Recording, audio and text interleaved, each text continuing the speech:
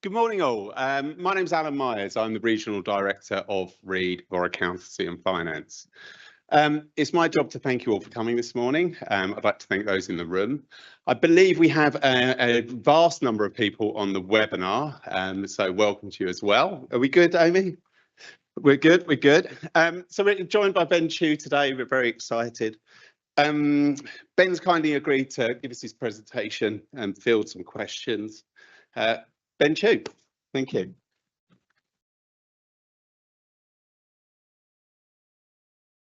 Thank you very much, Alan. That's very kind of you. And I'm delighted to be here in this magnificent room. I don't know if people on the webinar can see it, but it really is absolutely stunning here at the Royal Society of Arts and Manufactures. Now, I'm not going to lie, I am pretty tired. I work for Newsnight, as Alan said.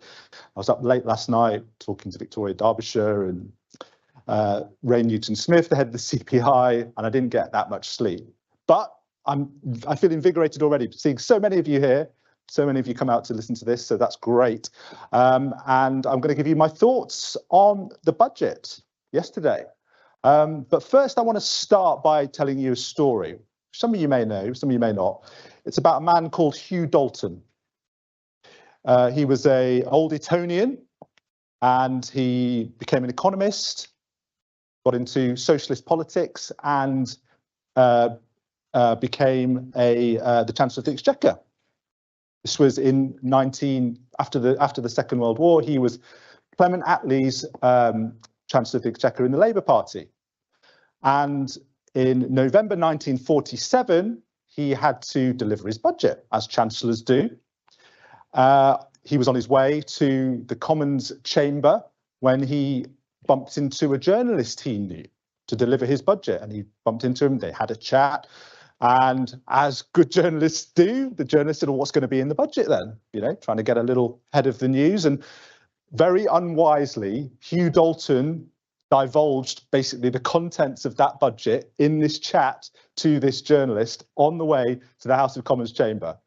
And he said various things like no change on alcohol duties, something on horse racing, blah, blah, blah. It wasn't particularly exciting, but the point was that he had divulged the contents of the budget to a journalist. And this journalist, who worked for a paper called The Star, it's not the Daily Star today, it's long since gone, it's another paper called The Star, it's an evening paper. What this journalist did, he immediately ran out to his office, typed it up, and they had an early evening edition. So they sent it straight to the presses, and this newspaper came out at the very moment that the Chancellor was giving his speech, actually just before it.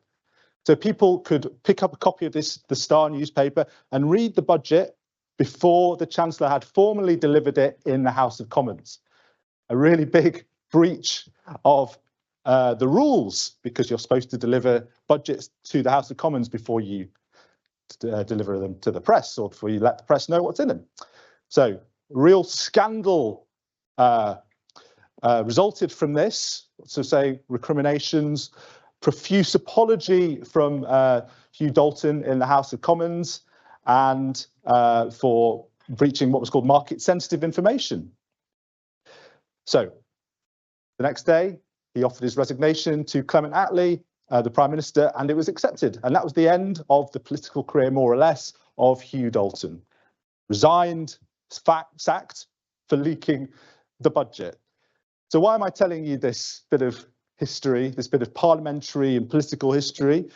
Well, because I don't know if any of you saw it, but yesterday, before the budget was delivered, you could read just about every single substantive element of that budget in the newspapers.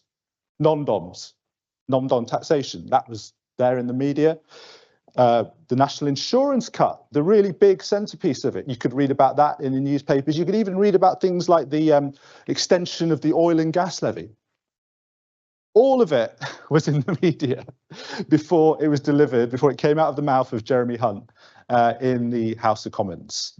In fact, it wasn't just leaks, it wasn't just sort of speculation, it was actively being briefed by the Treasury, on background of course, but they wanted it out there. So I want to ask you, put your hands up if you think Jeremy Hunt is going to resign today for leaking the budget. Anyone? No? Well, I agree with you. It's not going to happen. So times change, of course, and parliamentary rules and procedures change as well. And I'll leave it up to you to decide whether that is a change for the better or not. But I think what the story of Hugh Dalton and comparison with Jeremy Hunt today underscores is the need to, well, it encourages us to think what the point of budgets are, right?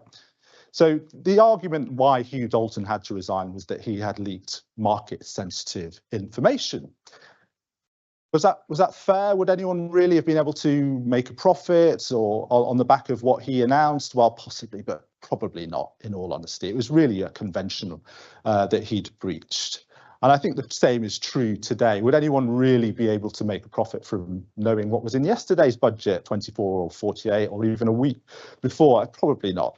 But the point is, but it does raise the question, as I said, what are budgets really for? Why do we have these big events where we focus on them in the media so much, and all the newspapers and the radio programs obsess about them, and we have budget breakfasts after them, analysing them? What's the point of them? Well, is it to change taxes? Well, yes, I think that's a reasonable justification for having a budget. But taxes have to be renewed by law every year, so you need a budget to lay it out. But what about the spending side? Do we need budgets to enable governments to change what they spend? Well, don't know if any of you remember the coronavirus. We had a lot of spending, a lot of government spending in that period. Did we have any budgets? No. When they absolutely had to, governments were able to pass the legislation and get spending out the door, much more than is normally spent in any budget, without having a budget. So that kind of undermines the idea that we absolutely have to have a budget to do what the government wants to do on the spending side. So I think the reality is, and what, as I said, those stories of Hunt and Dalton underline, is that budgets have become a political tool rather than a fiscal and economic tool, primarily. They have that function, they have that economic and fiscal function, but really it's, in my experience, and I've been covering economics and public finances for about 15 years now, I think really it's almost all about the politics. The Chancellor wants to get good headlines. He wants to send a message to the public about what his government's priorities are, what his party's priorities are. He wants to send a message to his party, very important, underappreciated, about what his priorities are. Settle down his party. I think that's a big job of what Jeremy Hunt has been doing. That's why it was so comprehensively leaked and briefed out, because they're trying to manage the news agenda. They're trying to send a message. I think the problem with having budgets as political tools, primarily political tools, is that leads to pretty unsatisfactory economic policy making. I think the dearest wish of just about every policy wonk you will find in this country and even other countries is that there are fewer budgets, there are fewer fiscal events. We have too many of them. We have at least 2 a year, sometimes we have more, in which taxes are put up, taxes are put down, spending is raised, spending is reduced, changes to the regulation are implemented, and it's all just crazy. It's all just mad to have so much change in the public finances based on a political timetable. It's exactly what you'd expect to happen. Politicians need a good headline, they're under pressure, they change the tax system, but that leads to really bad tax policy.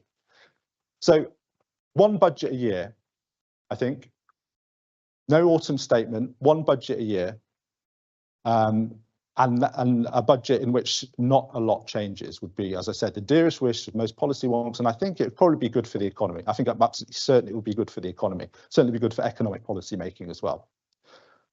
So that's the background, but let's talk about what we actually had in more detail yesterday. in the budget. And I think these are two key questions which were raised by what the Chancellor said. First key question, are we turning an economic corner? That's what the government would like to argue, and we'll discuss about whether the economic data suggests if that is true or not. Second key question, was this a budget for long-term growth? Second big claim from the Chancellor. Again, we must all hope that that's right, but is it? Is it? We're going to look at that. But let's start with, I think, the right place to start is inflation, because we all know we've been in an immense cost of living crisis these past 2 years and more, especially since the invasion of Ukraine, which of course sent up wholesale gas prices. And as I mentioned before, because we sometimes forget it, but the legacy of the pandemic was a huge rush into goods purchases, which pushed up goods prices. So although the energy price impact of the invasion of Ukraine was of course very important in inflation, important to remember that there was already a lot of upward pressure on prices before that. It was already going on. So where are we when it comes to inflation? Is the cost of living crisis genuinely easing? Well, here's the chart from the Office for Budget Responsibility on inflation's outlook over the next 4 or 5 years. And what you see there in the dotted line, well, you see the peak there, more than, about 9% CPI inflation. This is on a quarterly basis. It actually went higher on a monthly basis, but this is on a quarterly basis. It peaked above 8 and around about 9% in 2022, and it has come down quite dramatically since then. It's now about 4% according to the official figures. But where are we going, and how does it compare with the pathway that the Office of Budget Responsibility, the official forecaster, projected at the time of the autumn statement? Well, the autumn statement from November is the dotted line you can see there, and the budget yesterday is the dark line. So you can see an improvement. Inflation is now expected to fall more rapidly than it was in the autumn statement, which is very good news. And it will actually go below 2%, which is, of course, the Bank of England's official target inflation. And that will be a big moment when inflation finally comes down below the Bank of England's target. I'm sure, I've no doubt about it, that is when the Chancellor and many other members of the government will say that's a turning point. The inflationary crisis that we've been through is now in the rearview mirror because inflation is officially below the Bank of England's target. And that will happen, according to the latest forecasts, within months. It wasn't due to happen until 2025. Now it will happen within months, as the Chancellor put it. So that is undoubtedly good news. And where inflation goes after that, well, you can see these shaded areas are the confidence intervals, the central lines of where the sort of the central forecast, if you like. So there's a risk on either side. It could be higher, could be lower. But the central estimate is that it will be around 2% for the rest of the forecast horizon up till 2028. So it doesn't end in a different place to where the OBR expected in November, but it does get down quicker. So this is good news, undoubtedly good news, and the Chancellor understandably made a lot of it in his speech yesterday. So why are they coming down? Why the good news relative to November on the inflation front? Well, the biggest driver identified by the Office for Budget Responsibility was the impact of energy prices. Now, energy prices relative to November have shown a considerable improvement. I think we all know in this room how important energy prices are for consumer price inflation, but this really spells it out. What you see here in November for wholesale gas prices is the yellow line. That was the forecast for where those wholesale prices are going to be in pounds per therm, and it was about £1.25p per therm over the coming year. But now look at the March 2024 forecast. This is the one from yesterday. You can see quite a bit lower, so below £1 per therm. That's one of the big drivers of the improvement in the overall consumer price inflation outlook relative to last November. Oil prices as well. You see a similar story here. Yellow line on the right, that's where oil prices were expected to be last October. You can see more than $80 a barrel for the coming year or so. But now look at the new forecast. This is based on obviously market traders pricing where they think oil is going to go. The new market forward oil price, forward price for oil, you see below $80 a barrel. So this is what's driving, as I said, that fall in the inflation forecast, and we should hope that this happens. But this is why the OBR were able to say we think the outlook for inflation is better. So good news. But of course, inflation is only one of the economic metrics that we need to look at. We also need to look at what's happening in the overall economy, GDP, which is by no means a perfect measure, of course, but it is the one which grabs the headlines for good or ill. And it's the one that we should analyse. Now, of course, you all know in this room that we officially went into a technical recession in the final quarter of 2023, according to the latest figures. We shouldn't get too hung up on that word recession. This was a relatively minor dip for 2 quarters. It wasn't a big plunge in output. So let's not get too hung up on that. But nevertheless, I think what it underlined is that we are living through a period of economic stagnation at best. The economy, despite the mission of the government and the pledge of the government to get the economy growing, we haven't seen that in the official figures yet. And if you look at GDP per head, so not just the overall output of the economy, but the output divided by the number of people in the country, we've actually been declining since Rishi Sunak became Prime Minister, and actually a bit before that as well. So was this therefore a budget for growth? What does the official data say? Well, here is the 2 views from November again in yellow, and the latest one in dark blue. You can see here, well, can you spot the difference? Is that chart big enough? I don't think one can look at that and say that there's any real improvement in the outlook for the UK economy relative to last November. And that view last November was not particularly good. So on the face of it, doesn't look like this budget in itself is going to be transformatory. And it doesn't look like the OBR thinks there's going to be any kind of boom anytime soon, based on that central forecast at least. And, you know, I'm sure a lot of you have picked up criticism of the OBR, certain parts of the Conservative Party and certain parts of the Conservative Party, Conservative supporting media in recent days, weeks and years in some cases. The OBR gets its forecasts wrong, and this is driving the Chancellor to make bad economic choices, and we should just scrap the whole thing or, you know, entirely import new people.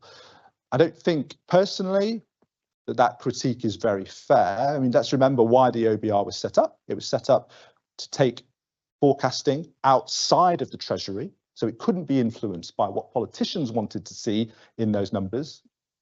You know, look at that. What if a politician had a chance to influence that? I'm sure it wouldn't be hugging the November line. I'm sure it would be going up much higher. But anyway, the OBR was to sort of take all that out of the hands of politicians and put it entirely in the hands of independent forecasters.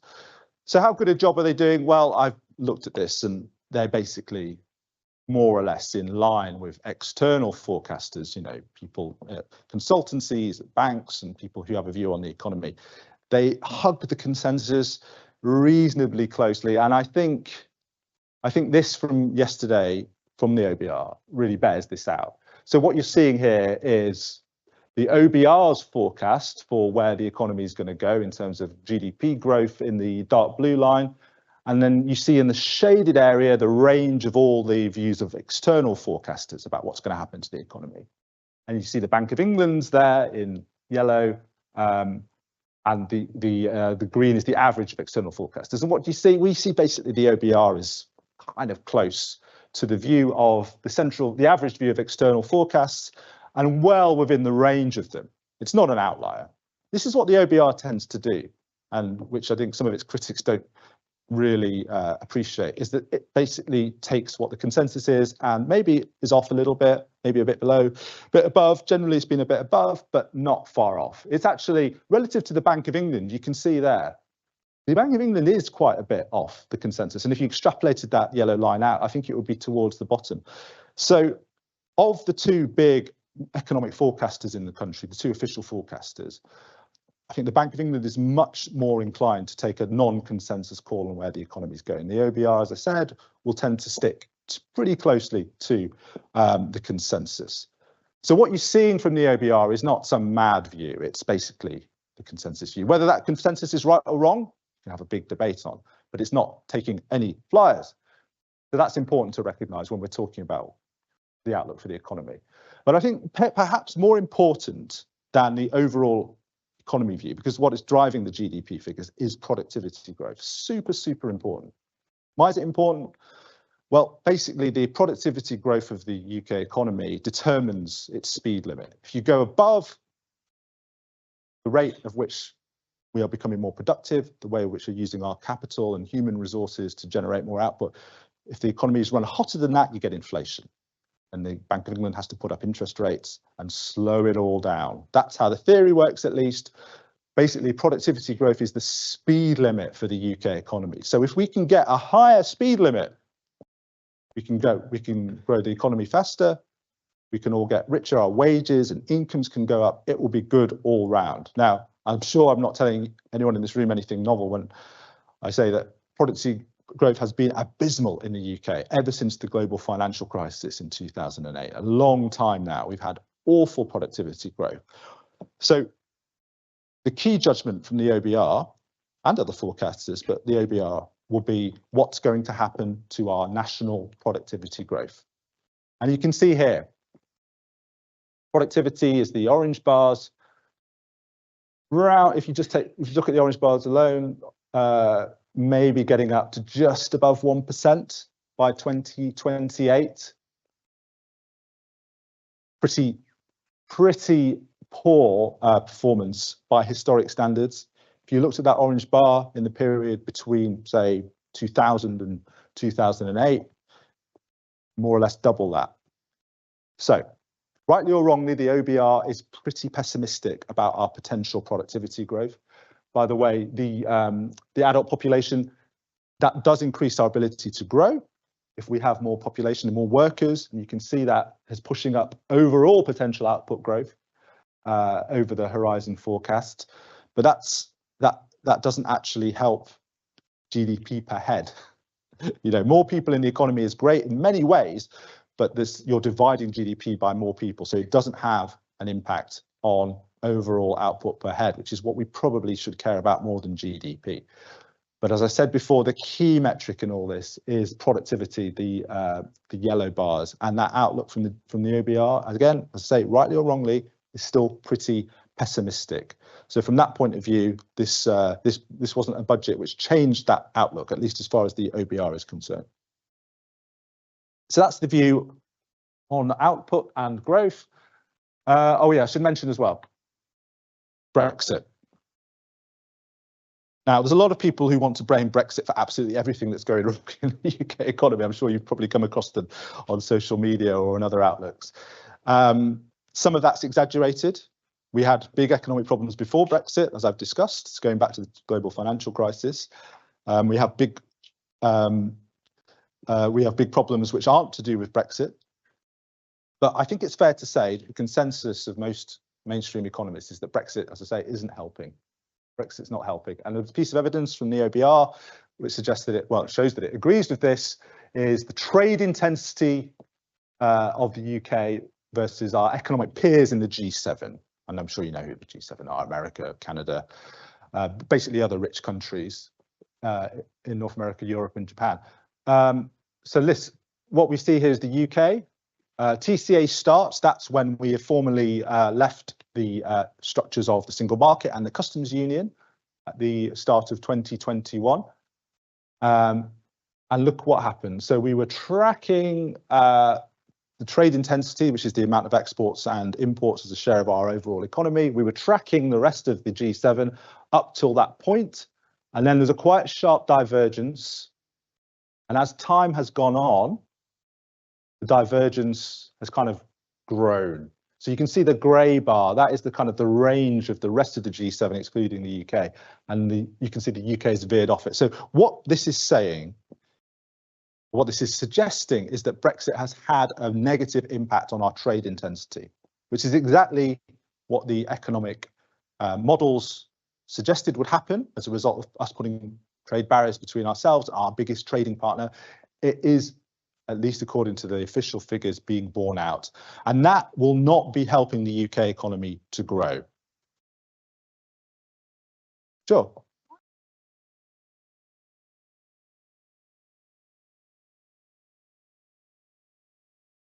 Yes. Yeah. I'm not sure I know entirely the answer to that. I mean, I think what you've got to remember is that we had the pandemic as well as the UK leaving the EU in that time, and there was a huge growth in demand for goods.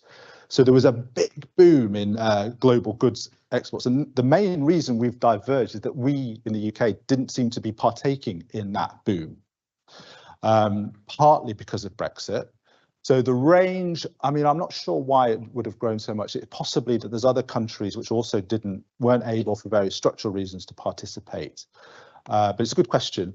But I think, you know, the point probably is more that we didn't participate in that boom, and we do seem to be seeing in the figures, the official figures now, us diverging. Maybe this will change, but you know, this is what the OBR are currently saying is the state of play. So Brexit is not helping the UK economy to grow. Challenge for the next government, arguably, many would argue, is to try and mitigate some of that damage, maybe by a closer trading relationship with the EU, maybe not entering the EU, but maybe some sort of arrangements over customs and things which can help take the edge off those barriers. But that's for the future. Let's stick in the present for the moment, and let's talk about the labour market, which I know is a subject close to many of your hearts, and jobs. Are we going back to work? Well, let's start with the good news. Let's start with the official unemployment rate, which has really been, if not quite a miracle, it's been an incredibly resilient performance. I think most people would agree, certainly relative to what we expected to happen coming out of the pandemic. Again, let's just talk about what's changed yesterday in the OFR's forecasts. You can see in November, it expected the unemployment rate to rise above 4.5%. Now, dark blue line, you can see that it expects it to not go above 4.5%. So look, unemployment relative to November, the OBR has improved its forecasts. Unemployment is not going to rise as high as it did. And by the way, just remember what the official forecasts were, you know, coming out of the pandemic. This unemployment line was going to go way off this chart.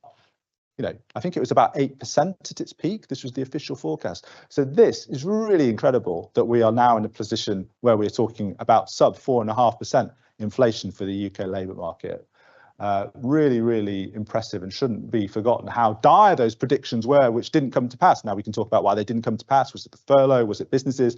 It's an interesting discussion to be had. But let's just take a moment to recognise that this picture is a lot better than feared. So that was the good news. But I'm going to talk about the bad news, I'm afraid, in terms of the OBR's changed forecast since November. This is participation rate. What's that? Well, think of all the people in the country in the workforce aged between 16 and 64, so working age. What proportion of them are actually in the labour market? What proportion of them are working? What proportion of people of working age are working? That's probably the simplest way to think about it.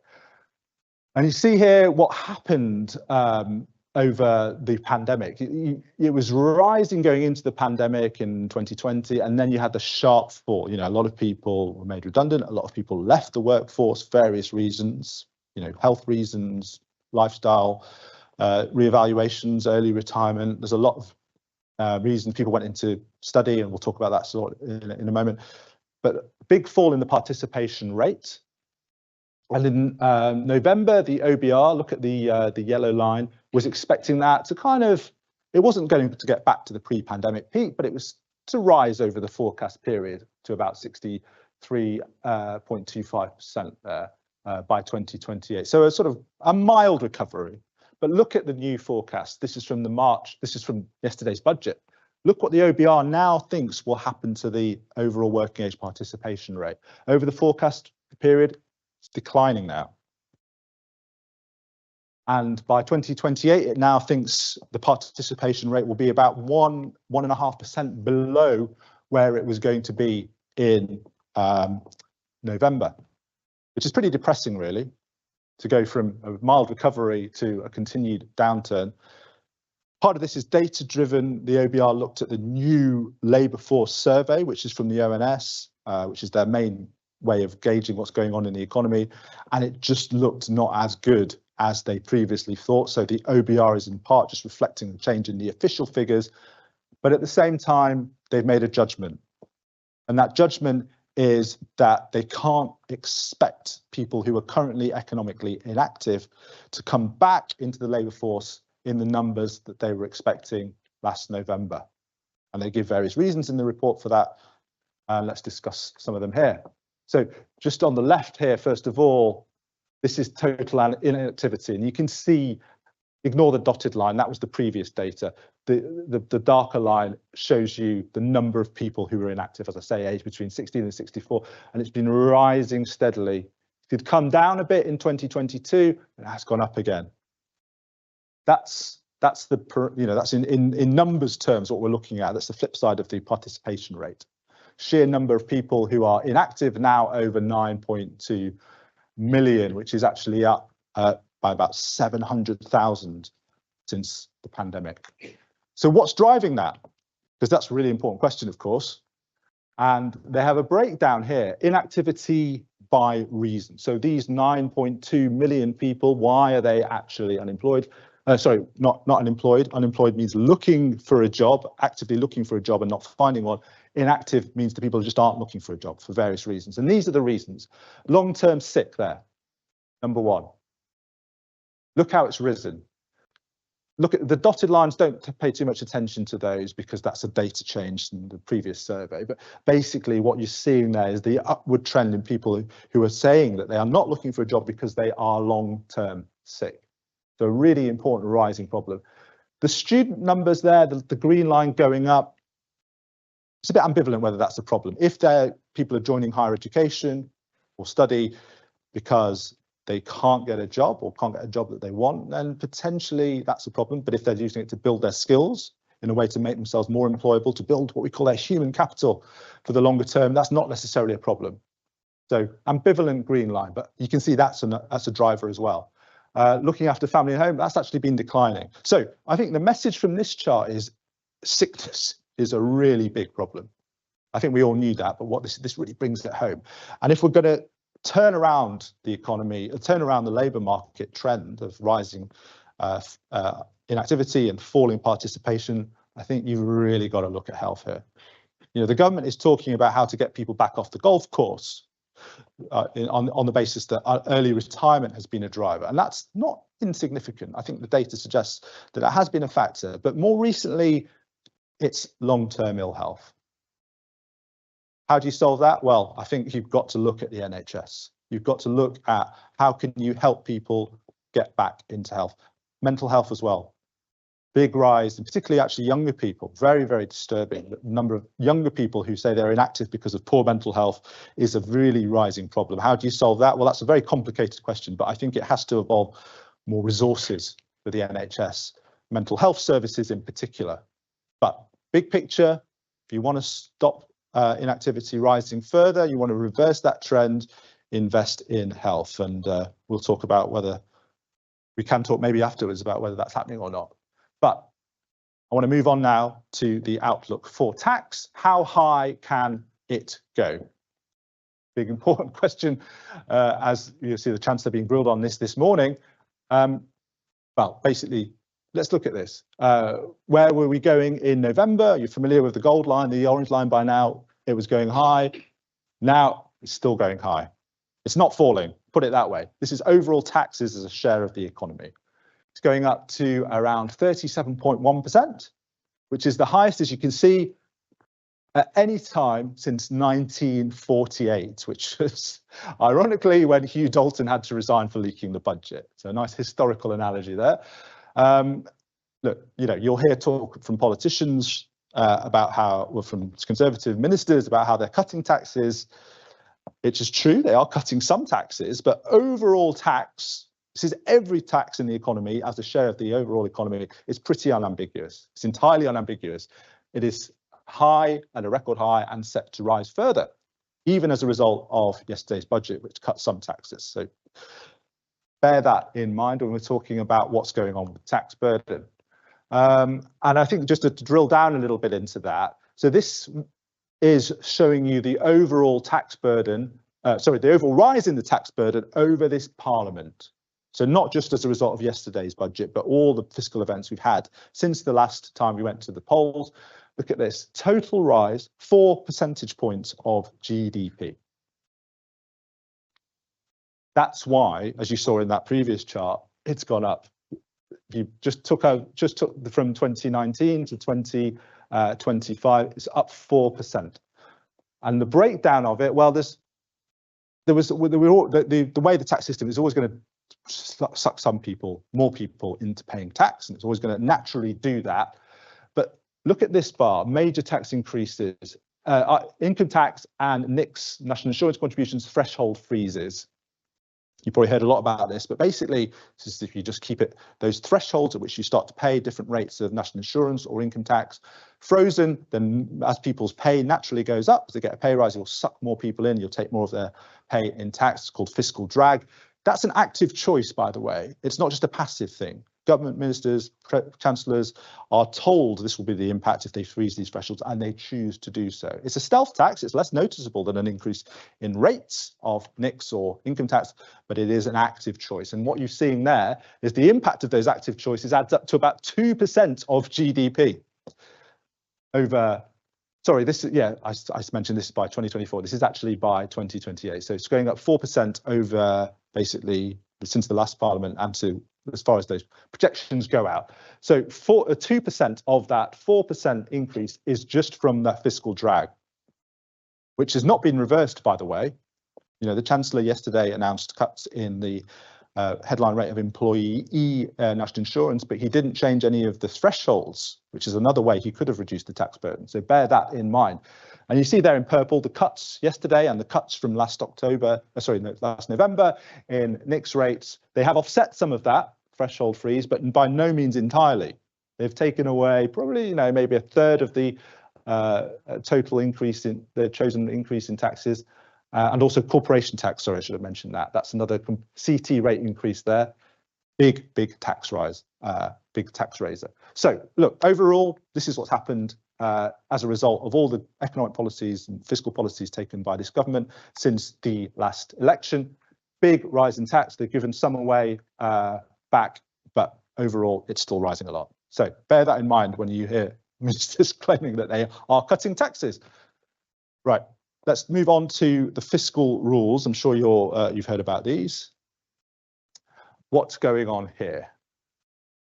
They claim they're hitting them, of course, and the OBR says that, but you'll hear a lot of debate about whether that is fact or whether that is fiction. So let's look at what is going on with these fiscal rules that the Chancellor has chosen.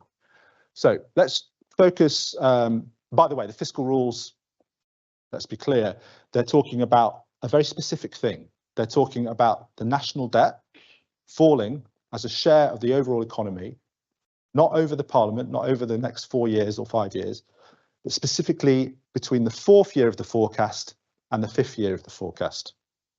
It's a very strange rule, but that's what it is. And you have to sort of get it in your head. So when they talk about meeting that rule, it's the degree to which tax the tax burden, the debt falls as a share of GDP in that year. So if they're hitting it exactly, they've got zero headroom. If they're hitting it with a bit to spare, they've got, quotes, headroom. And the Chancellor left himself with, yesterday, about £9 billion of headroom. So he was officially judged to be hitting his fiscal rule, and we'll talk about how plausible that, well, how solid a judgment that is in a moment. But first of all, let's talk about what he did yesterday in terms of his fiscal rule. So he did get some good news from the Office for Budget Responsibility in terms of having lower borrowing over the forecast horizon. And you can see these grey bar, these sort of dark blue and grey bars. That's lower borrowing as a result of lower interest rates than were expected last November. So that was an underlying boost to the Treasury's finances. But he also effectively chose to give almost all of it away in those tax cuts, which is receipts. Receipts means lower receipts. That's a consequence of those tax cuts he announced. So the blue and grey bars outweighed by the receipts bars going up, and also some other decisions he made, effects of policy in green. So the net result is that you see here, which is the black diamonds. Not much change in borrowing relative to November in any year, a little bit more in the final year. So you can see there, basically what he was given, he gave away. So leaving him pretty much where he was in terms of the projected level of the national debt relative to the economy, and in terms of his fiscal rules. So that's what happened yesterday. And you can see it here. As I mentioned, national debt as a share of GDP, you can see it rising over the next 4 years, and then just in the very final year, dropping by the equivalent of £9 billion. Fiscal rule just about being met. What was the picture in last November in the autumn statement? Well, look, spot the difference. You can see, you could probably just about see the yellow line peeking out from behind the dark blue, the blue line. Not much difference at all. So that's what's happening with the fiscal rules. I would say the story is basically no change. But I mentioned before, we're going to probe how solid that view is that he's going to meet his fiscal rules, that he's on course to meet his fiscal rules. As I mentioned here, he had headroom against his fiscal rule in last November. The OBR judged he had about £13 billion of headroom in the final year. So this is in the target year, 2029. What happened? Well, underlying forecast changes in the final year, which is quite important because it got better in the preceding years, but in the final year actually fell according to the underlying economy changes of the OBR. And then this is what they presented him with before he drew up his measures, 12 billion of headroom, so slightly worse picture. And there's what he did with it. Remember, this is in the very final year, not over the whole forecast, but in the final year, he decided to eat into that headroom by £3.2 billion, leaving him with headroom, as I mentioned before, in the views of the OBR, of just 8.9 billion pounds. So that sounds like a lot of money, 8.9 billion pounds. Well, in the scheme of things, it isn't. What you're seeing here is the view of previous iterations, with previous OBR reports about how much headroom other chancellors, going back to 2010 when the OBR was founded, how much headroom previous chancellors had against their chosen fiscal rules. Now, previous chancellors had different fiscal rules from Jeremy Hunt. And if any of you remember George Osborne's fiscal rules, Philip Hammond's fiscal rules, they changed quite a lot, but they all had rules, and it is the OBR's job to judge whether the government of the day is on course or not to hit them. And they also give a margin of likelihood of hitting them in terms of this fiscal headroom. So here is all those fiscal headrooms. And what you're seeing here, look at these blue bars right on the far right. These are Jeremy Hunt's headrooms. You see that very final bar, that's the 9 billion. The previous one is the 13 billion. And I think what the message that comes out to you from this is, relative to his predecessors as Chancellor, relative to Rishi Sunak in red and Philip Hammond in purple, and most of the time George Osborne in gold and green, a lot less headroom. So he's chosen, he knows these figures. Jeremy Hunt knows these comparisons, and he knows that he's running against his fiscal rule a lot closer without much leeway. So it's a decision he's made to use up pretty much all his fiscal headroom. And speak to policy wonks, and they say that's pretty risky. That's really, you're hitting it, but only in a very technical sense, because £9 billion in the context of a £2.5 trillion economy where we raise, getting on for half of our national income in tax is just not a lot of money. Not a lot needs to change for all that headroom to be completely wiped out. £9 billion in the context of our overall economy is not a lot. And just by way of illustrating this, this is an interesting chart I found in the OBR, which is what if population growth was lower than they are currently projecting. So they have upgraded their population growth forecasts on the back of the high immigration we've had in recent years, and that's has quite a profound impact on the economy. But also, they don't know what's going to happen to migration. They're just basing it off on the ONS's, Office for National Statistics, latest projections. But they've decided this year to put in some alternative scenarios in terms of what's going to happen to net migration. They have one which is about, I think it's 200,000 more a year. It's about 315,000 a year net migration is their central forecast. They also model what would happen if it was 200,000 more net migration a year more and 200,000 net migration less. So the less is the purple line, the more is the blue line. And if you look at what happens to public sector net debt as a share of GDP, the national debt, this is, of course, as we were talking about, what the fiscal rule is based on. You can see here, what happens, low migration scenario, 200,000 less, the national debt as a share of GDP carries on rising over the forecast period. And in fact, in the very final year, which of course is crucial for the fiscal rule, it's rising. So lower migration, Conservative Party is very, very anti high level rates of net migration. This is a point Jeremy Hunt was explicit about in his speech yesterday, and they are trying to reduce it drastically. Well, if they did manage to reduce it, say by 200,000, doesn't look good for their fiscal rule, ironically. Now, we can debate about whether I think there's a serious debate about rates of migration or whether they are good for the economy in the longer term. Specifically, the composition of that migration is an important thing to consider. But I just think it's important to recognise that on the overall figures, in terms of the net rule, migration actually is helping Conservatives meet their fiscal rule. So in a sense, the high migration has helped Jeremy Hunt rather than hindered him, at least in regard to his fiscal rules. Another important thing to bear in mind about these fiscal rules and their likelihood of being met is fuel duty. You probably all know that they've decided not to increase fuel duty for the past 14 years, despite saying every year that they would. This is what's happened. You can see the yellow bars going up, up, up.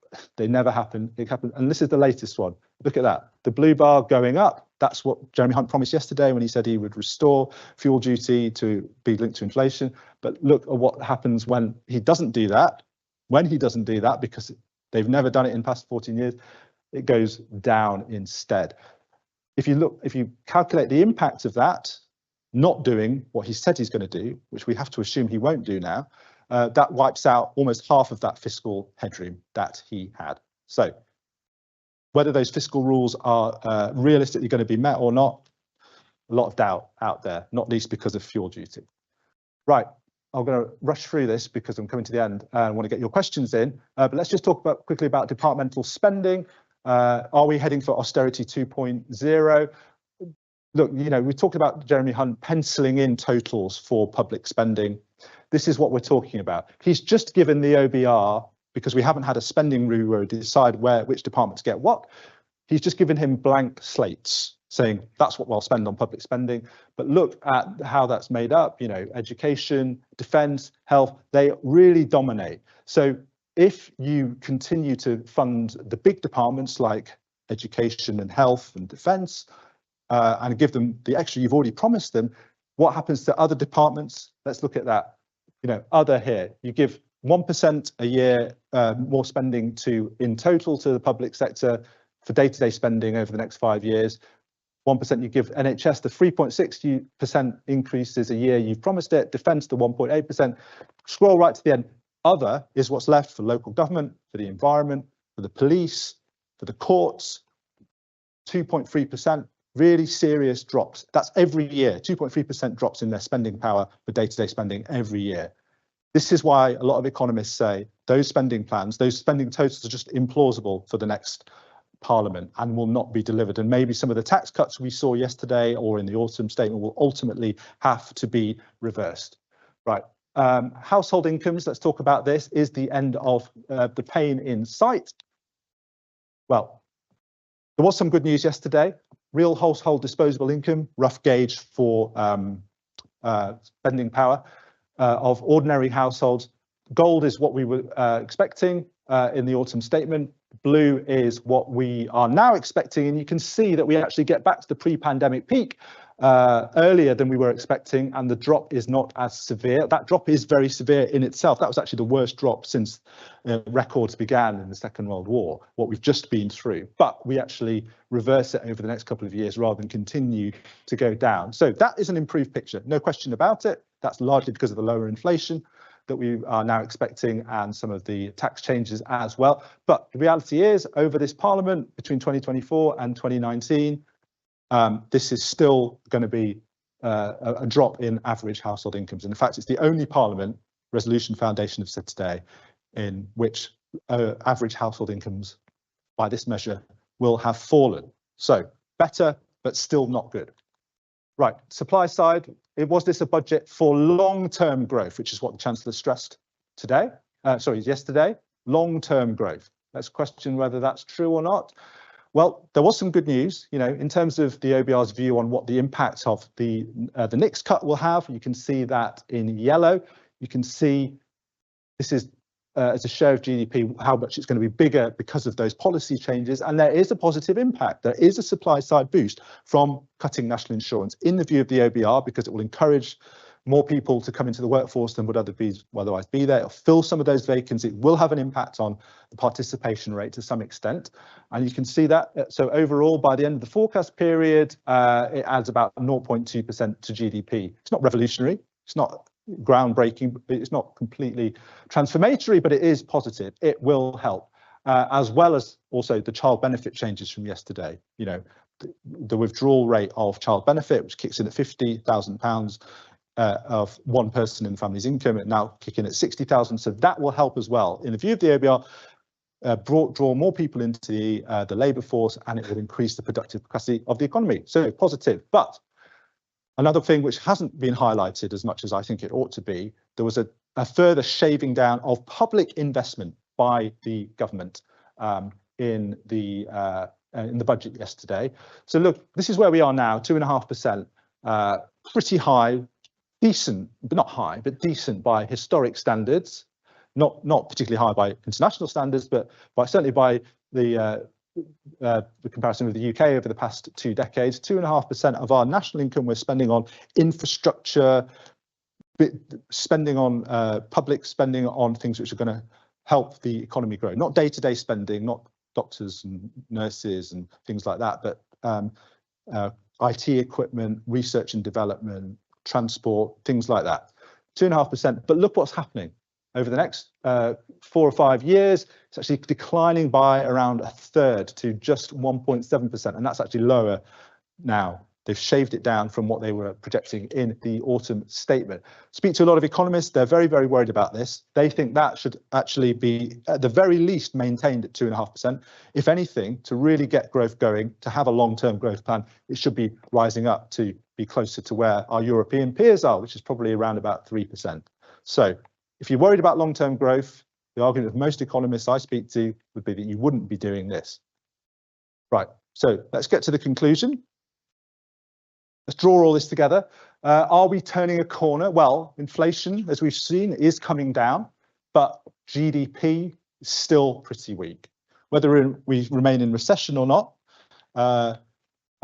is debatable, but it doesn't really matter in terms of the overall picture is not great when productivity is so moribund, apparently. Economic inactivity, that's what should concern us more than the unemployment rate. Unemployment is certainly positive, but inactivity is where our focus should be. Household incomes are going to remain under pressure as well, at least if the OBR is correct. Now, second question, was this a budget for long-term growth? Well, as I hope I've explained, productivity growth is the lack of productivity growth is the fundamental problem for the UK economy. And so how to what extent has the last budget or previous fiscal statements addressed that? Well, look, I think there is a positive story. The Chancellor's supply side reforms, the NICS cuts, some of the other things he's done on business expensing. He didn't do that today, did that in the autumn statement, but full expensing, they will help. The consensus view is that they will help. They're not transformatory, but they are sensible. The big question is about the sustainability, as I've mentioned, of those tax cuts if, well, for whoever forms the next government, because the public services can unprotected departments, as we've seen, really take 2.3% annual cuts. Most economists really doubt that. So if that's not going to happen, they're not going to borrow, they're going to have to put up taxes. So maybe some of those tax cuts will have to be reversed. So that's I think the key question hanging over the question of whether this was a good budget or not. It's really about sustainability of those tax cuts. And also, yes, as I mentioned, the cuts to public investment, really problematic, given we've got such a historic shortfall. The Chancellor has deprioritised it. Now, he will argue that it's trying to get private money in to do the job. But lots of businesses I speak to say, well, that's all very well, and we will invest, but we'll invest more, much more, if the public invests as well. And for them to be withdrawing is not a good signal for a government which has a long-term growth plan. So look, we've come to the end now. Just want to end where we started. 1948, Hugh Dalton, national debt for the UK was, as we've seen, well, not as we've seen, but national debt was even higher than it is today, about double the size, because we'd just come out of a world war. The tax take as a share of GDP, as we have seen, was about where it is now, or where it's going to be quite soon. We were out of the European Union, of course. We weren't in the European Union in 1948, just as we are not today. But so the outlook was in many ways quite challenging, but they turned it around. Not Hugh Dalton, but his successors from both parties managed to deliver 20, 30 years of pretty decent inclusive economic growth for the UK. So it can be done. That's a positive note. The outlook is bleak, but it can be done. And with that, I'm going to end. Thank you very much for listening to me, and I'm really happy to take any questions that you have.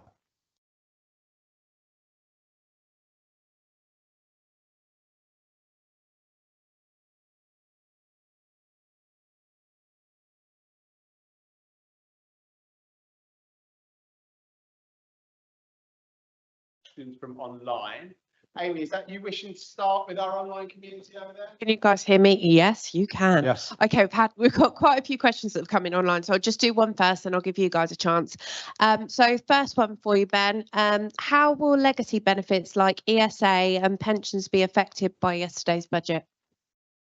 How will legacy benefits like employment and support allowance and what was the other one? Pensions. Pensions. I don't think there was anything, I may be wrong, I haven't read the entire budget document. I don't think there was anything specific about those. Okay. I mean, there was this Brit ISA, which was is to try and encourage people to invest in UK companies. And I think that has gone down, as far as I can tell, quite well with some of the investment community, because there is a sense that UK companies aren't getting as much investment from the UK public as other companies are from their own publics. As an inching towards levelling the playing field for UK companies. I think that is regarded as a positive thing, and it's another tax break for people saving for whatever, but also for pensions. So yes, I think that's as far as I can go on that, I'm afraid. Lovely, thank you. Is there any questions in the room? This lady here, should we start? Should Labour get in, how long will it take them to reverse any tax cuts? It's tricky because, of course, they've said we back everything that was in the budget yesterday, including the tax cuts, very much including the tax cuts, trying to kind of take ownership of them, actually, saying we never thought national insurance should rise in the way it has. It will be tricky for them to come in and suddenly say, well, now we are putting them back up. I suspect they will try and max out. I think they'll be faced with a situation where public services are so crying out for investment that they won't be able to not spend and they won't be able to borrow. So I think they will find other taxes to rise rather than the ones which have been cut by this Chancellor, stealth taxes. But there's not much out there, to be honest. And I think they've ruled out wealth taxes. I think they've ruled out income tax as well. So it doesn't leave a lot for them. They really have rather boxed themselves in. So it's going to be tough. It may be that they just have to keep things really tight for a couple of years and say, after, now is the time for change after an appropriate period, which is similar to what happened in 1997, actually. They did match the government spending plans for a couple of years with really painful results, and then they started spending. Suspect we might see a repeat of history in that sense. Anyone else in the room? Oh, lady there. In respect of the impact of migration, how is that being calculated? Is it quality, quantity? From the OBR, you mean, Yes. in terms of their impact? I think they are making some quite broad-based assumptions that the migrants who come in will work on the whole, with a participation rate which is the same or a little bit higher maybe than the native population. So they will contribute, but I don't think they differentiate it between skilled and unskilled. They simply take I'll double check this and I'll let you know if it's not true, but I think they basically assume a generic migrant, which is a valid criticism of it. They should be differentiating it more between skilled and unskilled. The only issue is that there has been a lot of lower skilled migration, people coming into the social care sector, which is very important for keeping our public services, particularly social care, going, and the NHS, but it doesn't necessarily result in a big boost to GDP, as important as it is. So it's a tricky one, gauging the economic impact of migration. Doing it in a broad brush way, maybe less good than doing it in a more differentiated way, but there are also problems with doing it in a differentiated way as well. That's my understanding anyway. Anyone else in the room? Gentleman there?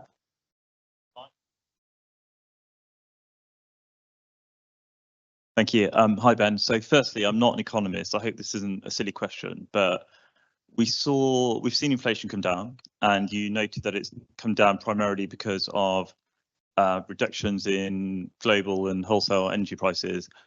With that being the case, does that call into question, or rather, to what extent does that call into question the effectiveness of base rate and monetary policy as a tool of bringing down inflation? Is it kind of luck that it's come down? Yeah, it's an interesting question, because we obviously had this debate about whether it was supply or demand driven inflation in the first place. There was a very strong view that Bank of England has failed and it's let demand wages get out of hand and it should have raised interest rates earlier. And so it was a demand-driven inflation. On the other side, people say, no, this is all the result of the shock to energy prices of the Ukrainian war, and therefore you don't actually need to raise interest rates to choke off demand. It's going to come down naturally as the shock, as we've seen, passes out of the system. It's an interesting debate, hard to know. I think, in all honesty, I think there's probably an element of both in it. I don't think it's entirely a supply-driven shock. I don't think it's entirely a demand-driven shock. I think there's parts of both in there, and you can have a very important and interesting debate about the composition, the relative weight. So, but I think what we are seeing is that the supply shock is easing, and I think that will, on those projections at least, bring inflation down. And in terms of the Bank of England question, I think if it continues on that path, the Bank of England will be able to cut rates. And that's obviously what the government is really banking on, that they'll cut rates, mortgage rates will come down, and people will start to feel a lot better about the economy. So we'll see. Lady there in green. Hi, interested on the chart on spending, and it showed that ODA, I think, was increasing by 1.8%. We know that ODA is 0.7% enshrined in law, but the government has reduced that until fiscal conditions allow otherwise. What's your predictions for that being, the fiscal conditions being sufficient to return it to the 0.7? Yeah, it's interesting. Obviously, ODA, Overseas Development Assistance and Spending, it's the aid budget, which, as you said, is the government is formally committed to spending 0.7% of GDP. This was a Cameron government pledge, and they suspended it during the pandemic, saying it was suspended because it was not affordable for that period of time. Listen, I'm not an expert on what has been said by politicians, to be honest, about when it will get back to that. I think Rishi Sunak said when conditions allow, as you said, but what I don't know if there's been any clarification on what those conditions are. I think it's interesting that the Institute for Fiscal Studies and the OBR are assuming that it does go back to there. I mean, they are in a better position than I am, frankly, to know what ministers' intentions are. So that would suggest that there is going to be a restoration of that as a share of GDP, but we'll see. Anyone else? Got quite a few online, if that's all right, Ben. Oh, wait, we'll take one online and then we'll go. Yeah, sorry. And Alan, we're finishing at 10:30. Is that fine? Perfect. Okay, Yeah, sorry, cool. No, that's fine. So the next one is, how does a cut in national insurance create more jobs, as Jeremy Hunt has claimed? Yeah, creates a lot more jobs, according to the Office of Budget Responsibility. The two cuts combined from last November and yesterday, the OBR projected will increase jobs by about 200,000, which, considering 1% of the UK labour market is 300,000, you know, pretty good going. How does it happen?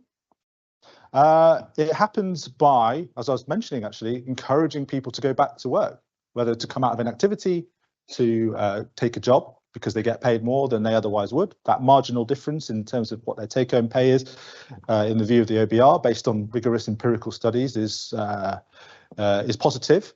It encourages people to stay along in work longer than they otherwise would, because again, just an economic effect. They're taking home a higher level. It's worth their while relative to being retired or whatever. So really, it is an impact on people's personal incentives to stay in the labour market. Brilliant, thank Great. you. Do you want to take your one in the room? Yeah, should we take this gentleman here?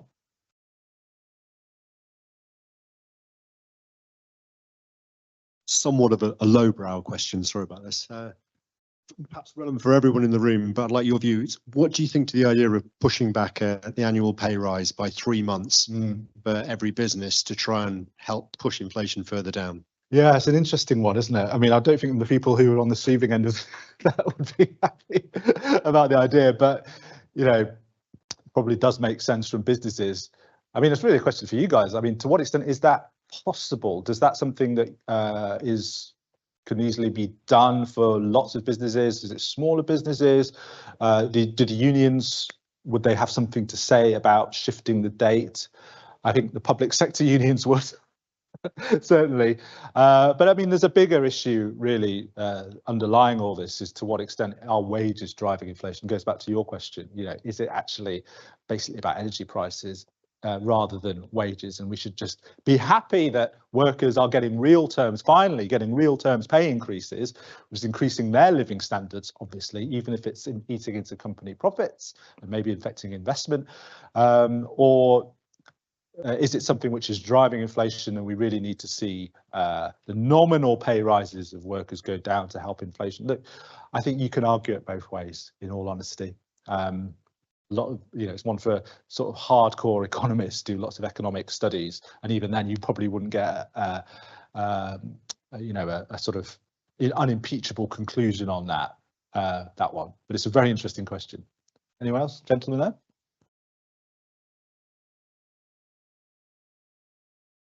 Thank you. Thanks for a really interesting talk.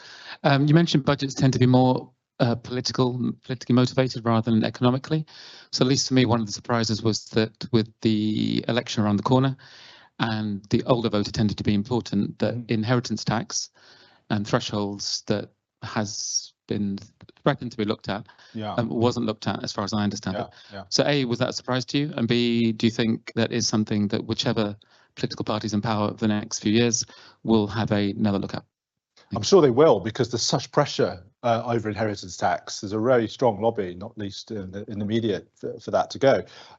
In terms of, yeah, you're right. It's a really, I accept the challenge to the idea that it's all political, because if it had been all political, then you would have expected an income tax cut rather than a national insurance tax cut, because that benefits older workers. Retirees don't pay national insurance, they do pay income tax. So in terms of, let's say the Conservative Party's base, they would have overwhelmingly preferred an income tax cut rather than national insurance tax cut.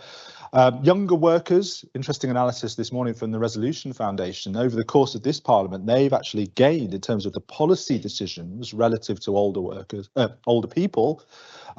Everyone's suffering, as we've seen on some of those charts, but in terms of the mitigation of that by policy, it has been, younger workers have benefited, which goes against actually a lot of the policy orientation we've seen from the government going back to 2010. So there has been a shift, and it doesn't obviously look like that is in the very, very short-term interests of the Conservative Party. So what's behind that? Well, I think, Jeremy Hunt really does want to increase the incentives for people to work, and he's made that choice. And I think a lot of economists would applaud him for that. If there was going to be a tax cut, they would much prefer an income tax, national insurance cut than an income tax cut. But I think, as I was saying in the talk, what really matters is how sustainable any tax cuts are when the public services are in the state that they are, and whether they are really going to squeeze them after the election. So taxes will probably have to rise after the election. Now, which ones rise is an interesting question, very important political question as well. Who will bear the pay? But view is that they are going up regardless. Great. One more. Okay. Should we do on Amy then? Yeah. Thank you. That's great. We've got quite a few coming in. Okay. This person, I don't know who it is because most of these are anonymous, by the way. I've heard poor productivity mentioned during Reid post-budget briefings for 10 to 15 years. Oh, it's not a new theme. That's right. 1 second. My Teams has just popped up a message and covered the question up halfway as I'm through reading out. Won't let me dismiss it. So we just have to wait just for 1 more second. There we go. For the last 10 to 15 years, what can our future governments do to actually increase productivity in the UK economy, and why aren't they more focused on this? Well, as I said, I think you speak to economists who really are grappling with this night and day, and public investment is probably at the heart of their recommendations to government. Public investment has not just been low relative to other European countries and developed countries over the past 20, 30, 40 years. It's been volatile in this country. It goes up, it goes down, it goes up, it goes down, and businesses argue that you just can't rely on the public sector being there to give a steady flow of orders. For construction companies, for a lot of businesses are symbiotic with the public sector in various ways. And if you don't have that consistency, it's very hard to invest yourself in the private sector. So the volatility of it is a problem. Now, what we had with Boris Johnson was a pledge to get investment up and keep it up.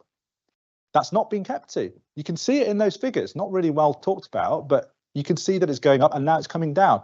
Jeremy Hunt, Rishi Sunak have made a decision to prioritise other things than public investment, tax cuts being one, but also spending on public services to some degree, health service. Now, you can argue about those particular choices, but the impact on that key ingredient of national productivity growth, public investment, is not a good one. So what can they do? They can stop messing around with public investment, chopping and changing, and keep it up and keep it high. A couple of other things. Skills. You often hear this. What has been missing? Why are we so unproductive relative to France and Germany and some other countries? Is we just don't invest enough in post-16 non-university education, apprentices, skills, things like that. Really, really important to crack that nut. So those are the two big structural things. More broadly, just as it goes back to what I was saying right at the start, stop having so many fiscal events. Stop letting politics drive economic policy making, short-term desire for good headlines, rather than long-term focus on the things that are really going to make a difference to the economy. Now, I don't expect that to change anytime soon, but I do think there's an increasing consensus that that is one of the reasons why we've had such poor productivity performance in the UK. And if you want to change that, that's one of the things that you have to change as well. Thank you, Ben. Right, so Alan, well, thank you very much. Thanks for listening to me.